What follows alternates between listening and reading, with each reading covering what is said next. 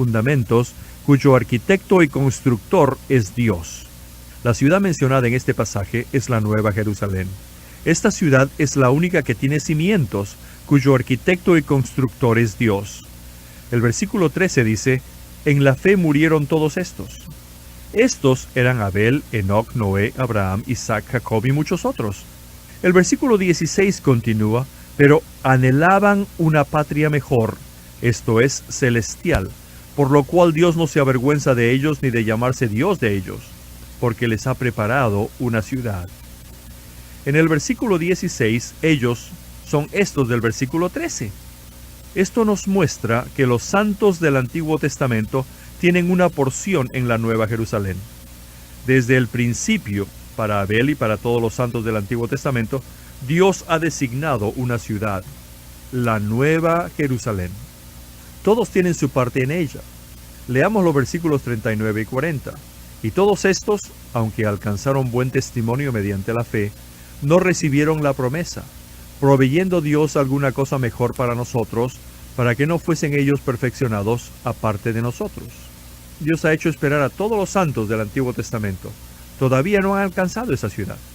Les pidió esperar para que ellos y nosotros pudiésemos ir juntos allí.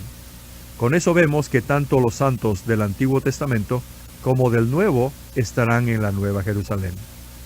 Efesios 2, 11 al 14 dice, por tanto, recordad que en otro tiempo vosotros, los gentiles en cuanto a la carne, erais llamados incircuncisión, que en aquel tiempo estabais separados de Cristo, alejados de la ciudadanía de Israel y ajenos a los pactos de la promesa, sin esperanza y sin Dios en el mundo. Pero ahora, en Cristo Jesús, vosotros que en otro tiempo estabais lejos, habéis sido hechos cercanos por la sangre de Cristo. Porque Él mismo es nuestra paz, que de ambos pueblos hizo uno y derribó la pared intermedia de separación, la enemistad. Desde el versículo 11 hasta el 13 se usa el pronombre vosotros, pero en el versículo 14 cambia el adjetivo posesivo nuestro. Cuando se usa vosotros, se refiere a los santos en Efeso, pero cuando se usa nuestro, se refiere a los santos judíos y a los santos efesios, así como a todos los santos del Antiguo y del Nuevo Testamento. Cristo es nuestra paz, y de ambos hizo uno, derribando la pared intermedia de separación. El versículo 15 dice, aboliendo en su carne la ley de los mandamientos expresados en ordenanzas, para crear en sí mismo de los dos un solo y nuevo hombre, haciendo la paz. En este versículo, los dos corresponde a ambos del versículo anterior. Esto se refiere también a los santos del Antiguo Testamento, así como los del Nuevo Testamento. No se refiere a la relación entre el hombre y Dios. ¿Pueden Dios y el hombre ser creados juntamente para convertirse en el nuevo hombre? No. Este pasaje se refiere tanto a los santos gentiles como a los santos judíos, a los santos del Antiguo Testamento y también a los del Nuevo Testamento. El versículo 16 dice, y mediante la cruz reconciliar a Dios a ambos en un solo cuerpo, habiendo dado muerte en ella a la enemistad. Reconciliar con Dios a ambos en un solo cuerpo significa que los santos del Antiguo Testamento, así como los del Nuevo, son reconciliados con Dios. Leamos los versículos 17 al 19. Y vino y anunció la paz como evangelio a vosotros que estabais lejos, y también paz a los que estaban cerca, porque por medio de él, los unos y los otros tenemos acceso en un mismo espíritu al Padre. Así que ya no sois extranjeros ni advenedizos, sino conciudadanos de los santos y miembros de la familia de Dios. Los santos de Éfeso ya no eran extranjeros, sino conciudadanos de los santos y miembros de la familia de Dios. Los versículos del 20 al 22 dicen, edificados sobre el fundamento de los apóstoles y profetas, siendo la piedra del ángulo Cristo Jesús mismo, en quien todo el edificio, bien acoplado, va creciendo para ser un templo santo en el Señor, en quien vosotros también sois juntamente edificados para morada de Dios en el Espíritu. Por lo tanto, la morada de Dios incluye a todos los santos del Antiguo y del Nuevo Testamento. Abraham, Isaac y Jacob moran en ella, y nosotros también. En conclusión, cuando lleguen al cielo nuevo y la tierra nueva, todos los que tienen la vida de Dios estarán incluidos en la Nueva Jerusalén. La ciudad, las puertas y el muro. Continuemos nuestra lectura de Apocalipsis 21. Debemos prestar una atención especial al muro de la ciudad. El versículo 12 dice, tenía un muro grande y alto. Leamos el versículo 15. El que hablaba conmigo tenía una caña de medir de oro para medir la ciudad, sus puertas y su muro. El versículo 17 dice, y midió su muro 144 codos, de medida de hombre, la cual es de ángel. En el principio, Dios hizo un huerto en Edén, y la serpiente logró entrar en ese huerto con el fin de hablar a Eva. Esto nos muestra que no había ningún muro alrededor del huerto. Originalmente Dios quería que Adán guardara el huerto. En otras palabras, Dios deseaba que Adán fuese el muro del huerto. No obstante, Adán no lo guardó y Satanás entró. Pero, ¿qué hay de la Nueva Jerusalén? La Nueva Jerusalén tiene un muro. Por una parte, un muro incluye algo y por otra parte, excluye. Incluye y guarda todo lo que está dentro de la ciudad, y excluye y rechaza todo lo que está fuera de la ciudad. Cuando hay un muro alrededor de una ciudad, sirve para separar lo que está dentro de la ciudad de todo lo que está fuera. Marca la diferencia entre ambos. La Nueva Jerusalén es el nuevo hombre que Dios deseaba obtener. El nuevo hombre está en la presencia de Dios y es separado de todo lo de afuera. La serpiente ya no puede introducirse en ella. Hay un muro, una separación, una distinción. La serpiente ya no puede entrar, se le ha suprimido toda posibilidad de hacerlo. En la descripción de la Nueva Jerusalén, lo primero que se menciona después de la gloria de Dios es el muro. Por consiguiente, la separación es uno de los principios más importantes del vivir cristiano. Sin separación, el cristiano carece de valor. Debe existir una línea que marque la diferencia entre lo espiritual y lo carnal. La Nueva Jerusalén tiene una separación, un límite, y debemos aprender una lección de esto. Debemos rechazar todo lo que pertenece a Babilonia y proteger lo que procede de Dios. Levantar el muro de una ciudad no es algo fácil, porque Satanás aborrece el muro más que cualquier otra cosa. Cuando Nehemías volvió a Jerusalén para construir el muro, Sanbalat y Tobías llegaron e hicieron todo lo posible para detener la obra. Nehemías tenía una lanza en una mano y con la otra él construía el muro. Por lo tanto, debemos pedir a Dios que nos dé la capacidad de llevar armas espirituales para combatir la maldad espiritual en los lugares celestiales y mantener el principio de separación. La ciudad tiene 12 puertas y 12 cimientos, y sobre los cimientos están los nombres de los 12 apóstoles del Cordero. Esto nos muestra que el contenido entero de la ciudad se basa en el principio del reino de Dios que los apóstoles predicaron. En Efesios 2:20 leemos, edificado sobre el fundamento de los apóstoles y profetas. Esto significa que la revelación que recibieron los apóstoles es el fundamento de la Nueva Jerusalén. El propósito de las puertas es dejar entrar y salir. Pero, ¿por qué los nombres de las 12 tribus de Israel están inscritos sobre ellas? El Señor Jesús dijo que la salvación viene de los judíos. Hemos aprendido de Israel todo lo que se relaciona con Dios. La ley fue dada a Israel. Conocemos la redención por medio de Israel y la salvación ha venido de Israel. Por consiguiente, los nombres de las 12 tribus están sobre las puertas. La ciudad tiene 3 puertas al oriente, 3 puertas al norte, 3 puertas al sur y 3 puertas al occidente. Hay 3 puertas en cada dirección. Habitualmente las puertas están localizadas en un lugar que facilita la salida y la entrada. Por tanto, el hecho de que esta ciudad tenga puertas en los 4 lados indica que está localizada en una posición central y que ella es el centro de todo. La Nueva Jerusalén es la obra maestra en el centro del corazón de Dios. Alabado sea Dios. En las puertas están 12 ángeles para guardar la entrada. Anteriormente los querubines guardaban el camino que llevaba al árbol de la vida, pero ahora el árbol de la vida en la ciudad está guardado por los ángeles en las puertas.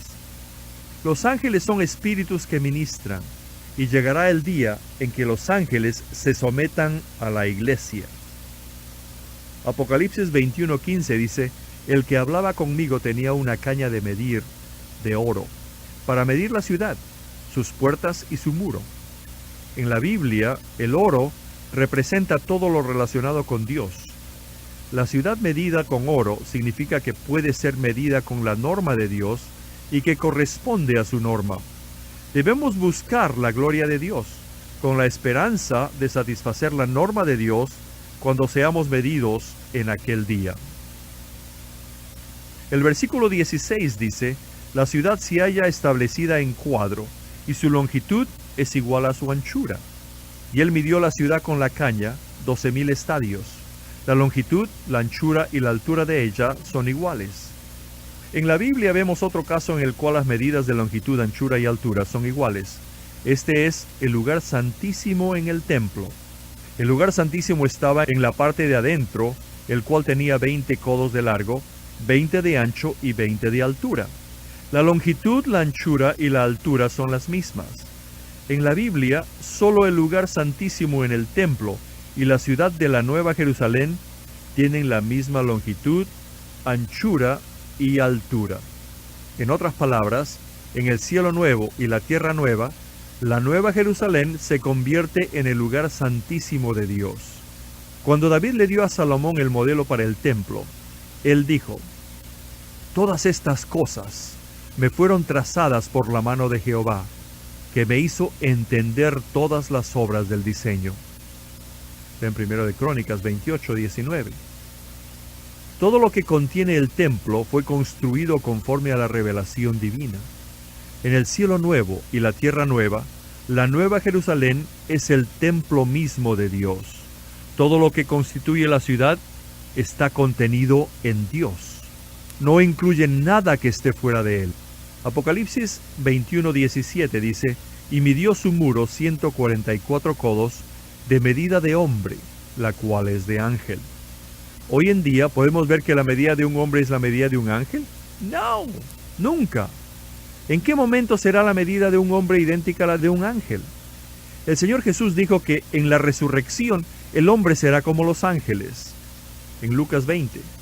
Los 144 codos serán revelados cuando la medida del hombre equivalga a la medida de un ángel. En otras palabras, todo lo que contiene esta ciudad se encuentra en la realidad de la resurrección. Damos gracias a Dios porque esta ciudad no contiene nada que no esté en resurrección. Todo lo muerto y todo lo humano queda fuera de la ciudad, pero dentro de ella todo ha resucitado y todo procede de Dios. La resurrección denota lo que proviene de Dios.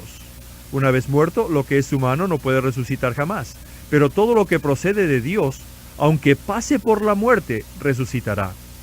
Se llama resurrección todo lo que no puede ser atado o retenido por la muerte. Cuando lo que se origina en nosotros pasa por la cruz, llega a su fin. Pero la muerte no puede tocar lo que procede de Dios. Cuando Juan describió la ciudad, usó únicamente el número 12, o números múltiplos de 12. 12 puertas, 12 cimientos, 12 apóstoles, 12 tribus, etc. El muro de la ciudad mide 144 codos, un número que es múltiple de 12. 12 es el número que se usa en la eternidad. Es el número más precioso de la Biblia. Al principio de Apocalipsis vemos muchos 7. 7 iglesias, 7 sellos, 7 trompetas, 7 copas, 7 ángeles, etc. Pero al final vemos muchos 12, como los que se mencionan antes. 7 significa perfección y 12 también, pero no son exactamente iguales. 7 se compone de 3 más 4, mientras que 12 se compone de 3 multiplicado por 4. Puesto que Dios es el Dios triuno, el número 3 representa a Dios, mientras que 4 es el número que representa a la creación, como por ejemplo los 4 vientos, las 4 estaciones y los 4 seres vivientes. 3 más 4 significa Dios más el hombre. Cuán completo y perfecto es tener juntamente al Creador y a la criatura. Pero todo lo que se añade también puede ser restado, y por consiguiente puede perderse nuevamente. Por tanto, este completamiento no dura por la eternidad. Pero en la Nueva Jerusalén, La unión del hombre y de Dios deja de ser 7, ahora es 12. Ya no es 3 más 4, sino 3 multiplicado por 4. La multiplicación es una unión perfecta, algo inseparable. Cuando el Creador se mezcla con la criatura, esto da 12, y 12 es el número de la unión perfecta. En el cielo nuevo y la tierra nueva, Dios y el hombre serán uno y ya no podrán ser separados.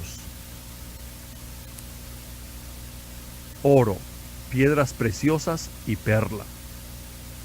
¿Con qué materiales está construida esta ciudad? El versículo 18 dice, el material de su muro era de jaspe. Ya hemos mencionado el jaspe. Hemos visto que el resplandor de la ciudad es como jaspe. Esto significa que cuando contemplamos la gloria de la ciudad vemos a la verdadera imagen de Dios. Al conocer la verdadera imagen de Dios, el hombre puede conocer al Dios que está sentado en el trono. Dios no está muy lejos del hombre, y conocerle no resulta imposible. Como hemos visto, la función del muro de una ciudad consiste en separar lo que está dentro de lo que está fuera. El hecho de que este muro esté hecho de jaspe significa que la separación se basa en lo que se ve en la verdadera luz de Dios. Esta es la base de la separación. Ver lo que exige Dios, ver lo que busca Dios. Si el hombre no entiende claramente los requisitos de Dios, no tendrá ninguna separación. Continuemos la lectura del versículo 18. Pero la ciudad era de oro puro, semejante al vidrio claro. En otras palabras, todo lo que se encuentra en la ciudad es de Dios. El oro representa lo que procede de Dios, lo que está en la nueva creación de Dios. Pedro dijo que somos partícipes de la naturaleza divina. En todo aquel que pertenece a Dios, existe una porción que procede de Dios. Antes de nuestra salvación, nuestro ser provenía totalmente de la carne. Era completamente natural, pues no había nada de la naturaleza espiritual. Pero cuando recibimos al Señor, Dios nos impartió su vida. Este es el oro que nos ha dado. Dentro de nuestro ser hay una porción de oro. Hay algo que proviene verdaderamente de Dios. No obstante, es lamentable que a pesar de tener este oro en nosotros, esté mezclado con muchas otras cosas. Se trata de una aleación. Tenemos la naturaleza de Dios, pero al mismo tiempo, dentro de nosotros, también tenemos muchas otras cosas que son completamente ajenas a Dios. Esta es la razón por la cual la mayor porción de la obra de Dios con sus hijos consiste en reducirlos y no en añadir algo a ellos. Frecuentemente los hombres desean conseguir una mayor porción de Dios, estar llenos del Espíritu Santo y conocer más a Cristo. Todo esto es necesario. Realmente necesitamos obtener más de Dios, estar llenos del Espíritu y conocer más a Cristo. Pero existe otra obra, la que reduce en lugar de incrementar. La obra fundamental de Dios consiste en reducirnos. A partir del día de nuestra salvación, Dios ha estado haciendo esta obra y el instrumento de esta sustracción es la cruz. La obra de la cruz consiste en anular. No introduce nada en nosotros, sino que quita lo que hay. Dentro de nosotros existe tanto desecho, tantas cosas que no provienen de Dios, que no le glorifican. Dios quiere sacar todas estas cosas por medio de la cruz con el fin de convertirnos en oro puro. Lo que Dios ha depositado en nosotros es oro puro. Pero nos hemos convertido en una aleación por la mucha escoria que está en nosotros, es decir, por tantas cosas que no son de Dios. Por consiguiente, Dios tiene que esforzarse mucho para hacernos ver lo que en nosotros es simplemente el yo, lo que no puede glorificarle. Creemos que si Dios nos habla, descubriremos que lo que debe ser quitado supera lo que debe ser añadido. Los cristianos que son principalmente fuertes en su alma, que la obra que Dios lleva a cabo en ellos mediante el Espíritu Santo consiste en sacar cosas de ellos y en reducirlos. La característica sobresaliente de la Nueva Jerusalén es el oro puro. No contiene nada de mezcla, todo procede exclusivamente de Dios. Dios desea que aprendamos una sola lección hoy, que todo lo que procede de nosotros no es más que escoria. Aparte del oro que tenemos adentro, todo lo que proviene de nosotros es basura.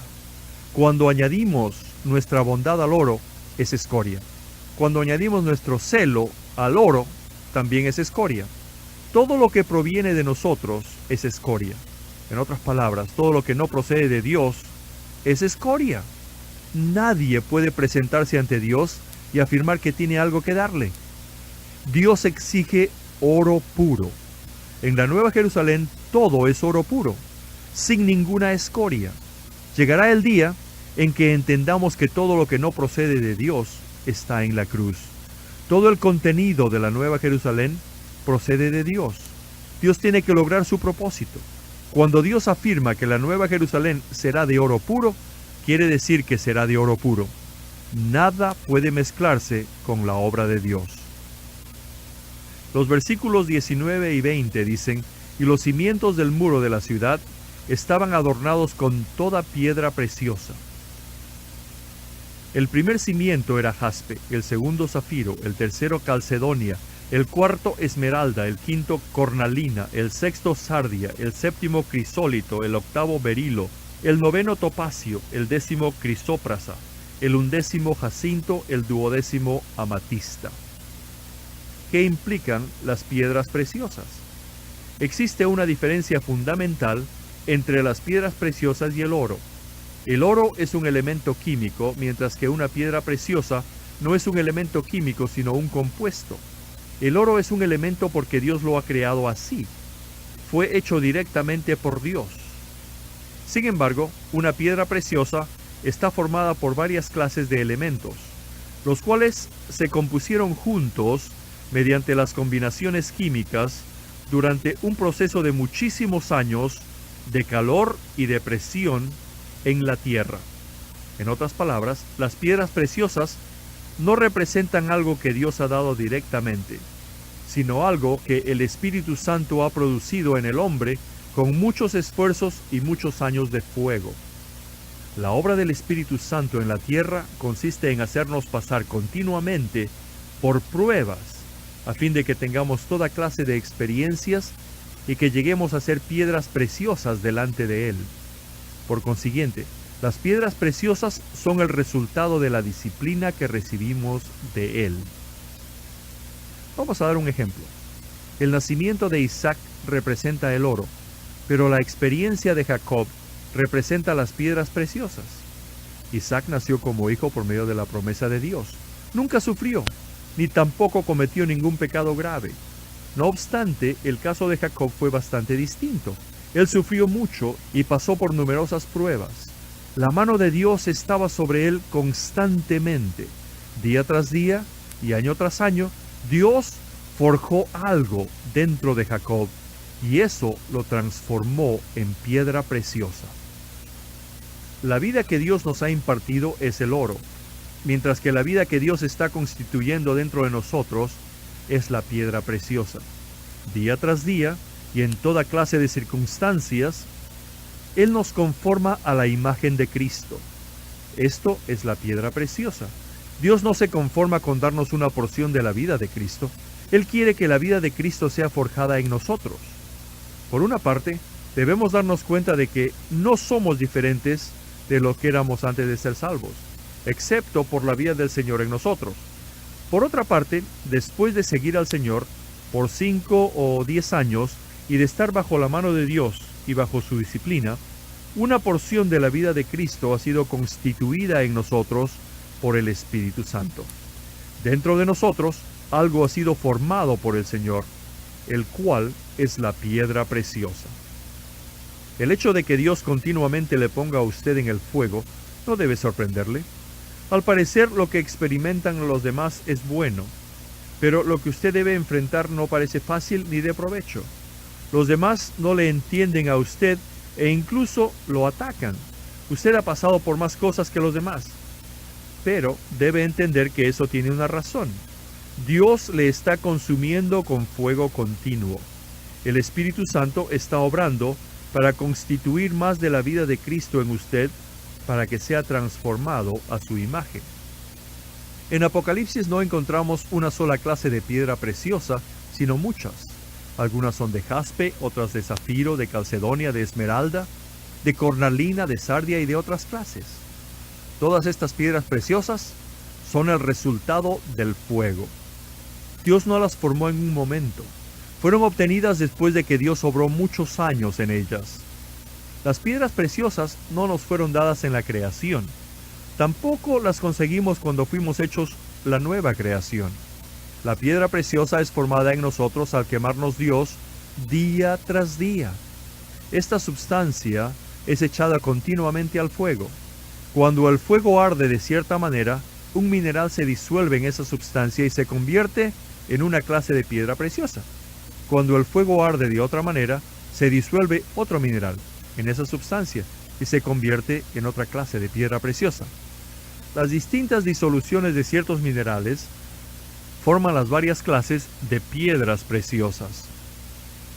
Estas representan la obra del Espíritu Santo. Cuando fuimos salvos, conseguimos la naturaleza de Dios, pero desde ese momento, día tras día, ha estado forjando la naturaleza de Dios en nosotros para que llevemos el fruto del Espíritu.